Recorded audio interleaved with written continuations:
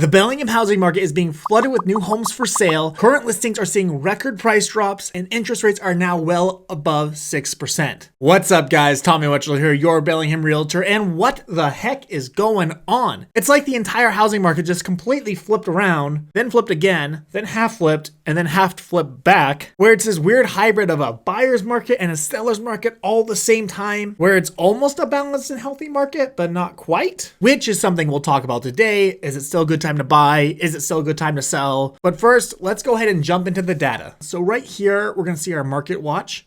This is basically just a live look of what's going on right now. And this is just for Whatcom County, by the way, so like the Bellingham area. For new listings today, we have 36 new listings. We have 4 back on market. We had 15 listings reduce their price today. We had a couple expired listings, some canceled, 22 sold listings. 2 of those are mine, by the way, some pendings. And this is just for single family homes. If we were to expand this, let's say the last 7 days, that number is going to increase. So in the last 7 days, we had 136 new listings, nearly 100 pendings, and just over 100 listings sold. Now, obviously, this video is about the housing market being flooded with new listings. So if we pull up some data here, I'm using InfoSpark. InfoSpark is provided by the Northwest MLS. If we take a look back here in 2019, early 2020, the housing market was pretty healthy. It was pretty balanced. It was a bit of a seller's market in the sense that house prices were generally going up, which is good. It's a good, normal, healthy market. And you're going to see we had about 700 to 725 houses for sale at any given time. So these are number of houses for sale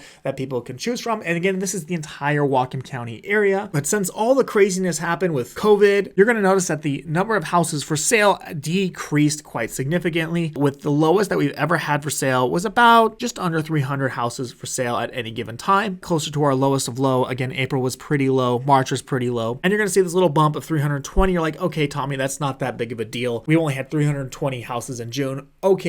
But check this out. If I go back to the MLS and take a look at all homes for sale, so if I just pull up Whatcom County, we'll do active, you're going to see this number down here. It is 628 matches. That means there are 628 houses for sale. Now, obviously, with the housing market just being flooded with more houses, almost doubling in inventory in the last few days, we don't really have any data showing what that's doing to the housing market right now. But we can do a manual search where we pull up the MLS, and I'm just going to look for pending houses. So all houses that went pending in the last 7 days, and just take a look at them. Now, these are the $1 million plus range, so we'll kind of scroll down a little bit. Starting in the 850,000 range, we're seeing houses 10 days, sold in 1 day, 34 days, 16 days, 49 days, 16 days, 18 days, 17 days, 4 days, 33 days, 13 days, 4 days, 1 day, 12 days, 7 days, 6 days, 1 day, 7 days, 18 days, 3 days, 1 day, 6 days, 2 days. Now, while some houses are selling still really quickly, a lot of houses are still dropping their price.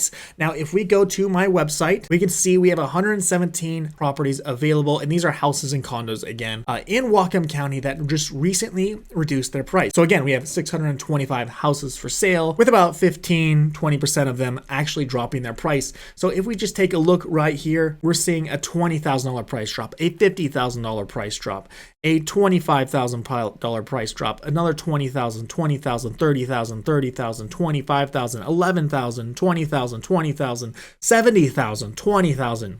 So you can actually see that a lot of houses are dropping their prices. And this is because a lot of sellers are overambitious. They think they can just sell their house really quickly, that they don't have to do good marketing. And frankly, they've had it really easy the last 2 years. And listing agents have gotten pretty lazy at selling houses because they just know what's going to sell. And what I'm seeing in my experiences is that houses that have really, really good listings, that show really well and are priced correctly, are usually selling for a lot more and usually getting the multiple offers still. Whereas the mediocre average listings with poor marketing and don't show really well are usually sitting on the market and dropping their price. Now let's take a look at interest rates, as they are a big contributor as to why the housing market is slowing down so much. If you're buying a house, obviously it's going to make it a lot more expensive because it's going to increase your monthly payment.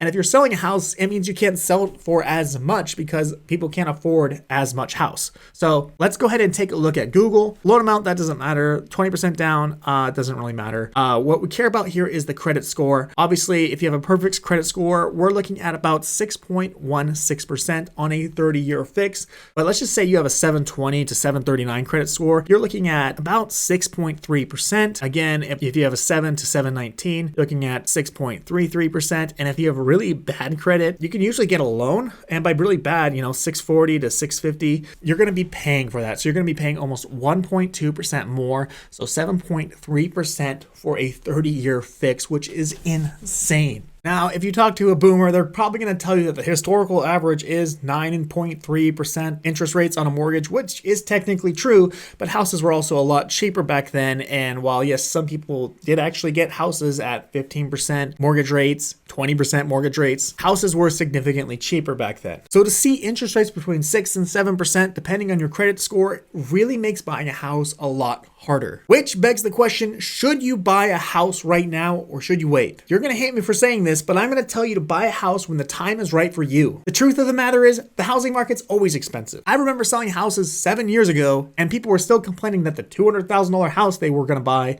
which is now worth $500,000, was still too expensive. The reality of it is you should buy a house when the time is right for you and whenever you can afford it. Again, if we go back to the data looking at house prices, we're going to see back here in 2008, 2007, when the housing market peaked, it only dropped a little bit. So housing prices almost always go up. And even when they go down a little bit, if you just hold on for a couple more years, you're going to be back where you started and it's going to be worth so much more.